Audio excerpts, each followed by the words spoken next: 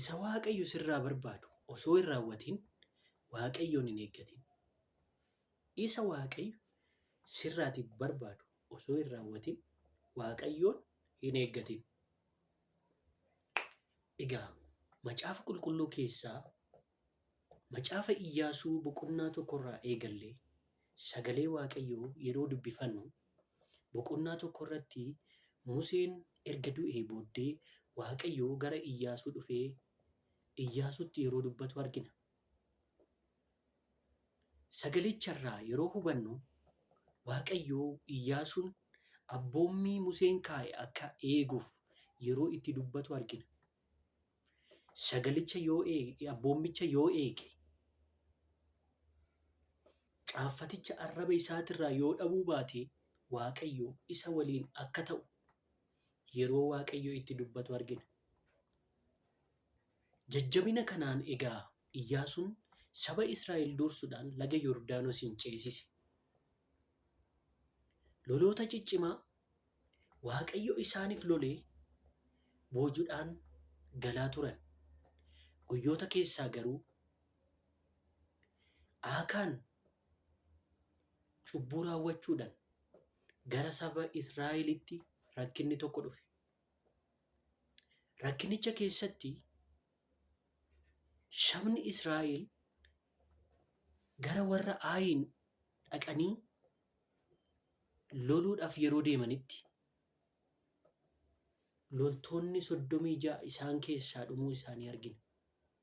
Saba Israa'el keessaa namoonni 36 du'an.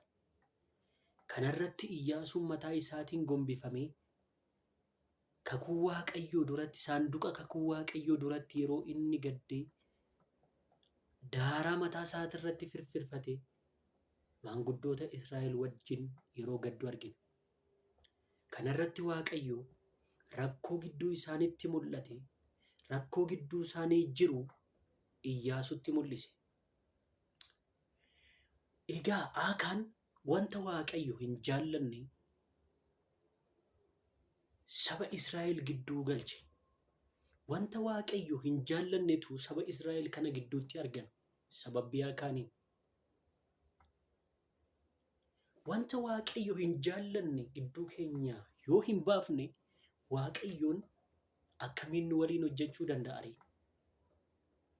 Kanaaf yaa saba Waaqayyoo wanti nuti yeroo baay'ee ittiin gufanne tokko kanadha.